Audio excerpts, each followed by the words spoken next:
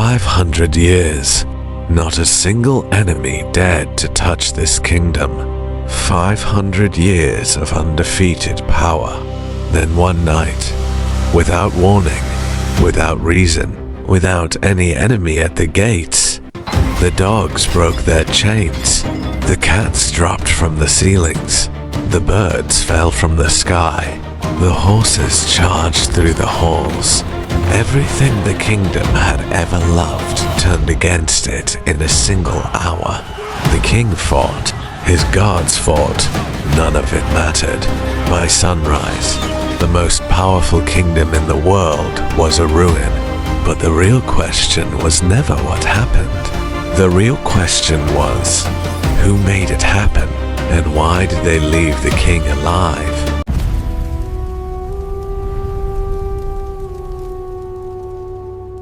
The year was 1247.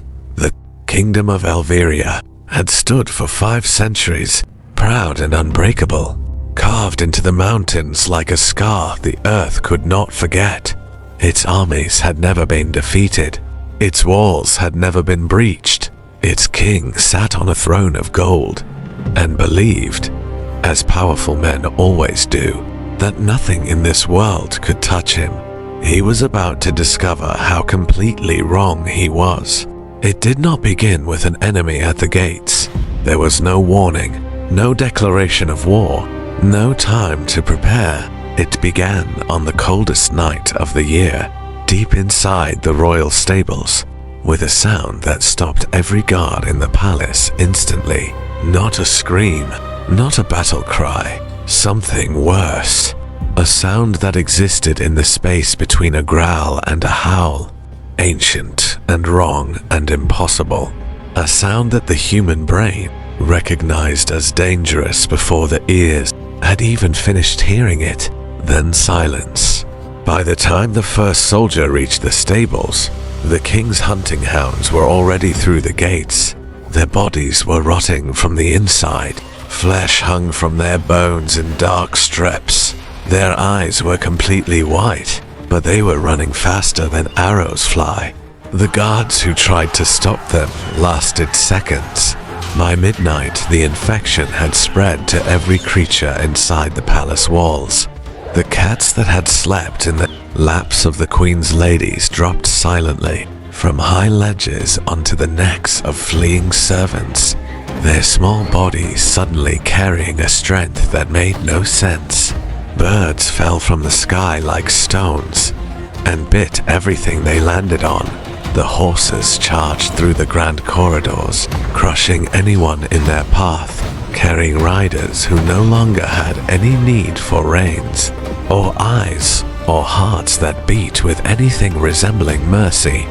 The greatest kingdom in the known world was being devoured, not by an outside enemy, by everything it had kept inside its own walls.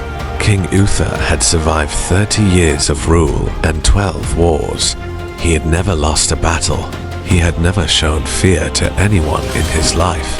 When the throne room doors exploded inward and the horde poured through, he stood alone with a broken sword in his hand, and he did not move a single step backward. His son, Prince Arthur, 13 years old and separated from his father in the first hour of chaos. They did not kill him like a single dark mind controlling many broken bodies. They lifted him into his golden chair. They wrapped his wrists and ankles in chains that had been ripped from the palace dungeons, binding him to his throne so tightly he could not move at all. Then a massive zombie wolf stepped forward. It looked at the king for one long moment. Then it sank its teeth into his shoulder, not deep enough to kill, precisely deep enough to begin the change. They left him there, on his throne, alive, turning. Arthur ran. He ran through tunnels beneath the palace that he had only ever seen on maps. The infected had already found the tunnels. He could hear them behind him. At the end of the last tunnel, an infected palace cat dropped from the darkness onto his arm and opened, 4 deep cuts across his wrist before he threw it off and fell out of the tunnel into the river that ran below the palace walls. The cold water took him immediately. He could not fight the current. He let it carry him away from the burning kingdom into the dark. Arthur came to consciousness on the muddy bank of a river at the edge of the forbidden forest, with the sun just beginning to rise. For a long moment he did not move. Then he looked at his wrist. He expected the black veins. He had seen what the infection did to others in the hours before he ran. The darkness moving under the skin like something alive and hungry, spreading outward from every wound until the person stopped being a person at all. He stared at his wrist and waited for it. It did not come. Instead, from the 4 cuts on his wrist, his blood was glowing, faintly at first, then brighter, a warm and impossible gold, pulsing gently with his heartbeat, pushing the darkness back every time it tried to enter. The infection had touched him, and his own blood had refused it. Something ancient in his royal lineage had activated in the moment of contact, a power that had apparently been sleeping in his bloodline for generations, waiting for exactly this moment to wake up. Arthur spent 3 days in the Forbidden Forest, 3 days learning what the golden light could do. What he discovered was more than he had hoped, and heavier than he could have imagined. On the 3rd day, before dawn, he walked out of the forest and turned back toward the kingdom. A thick fog had rolled in overnight, covering everything. The dead city was quiet in the way that only terrible things are quiet.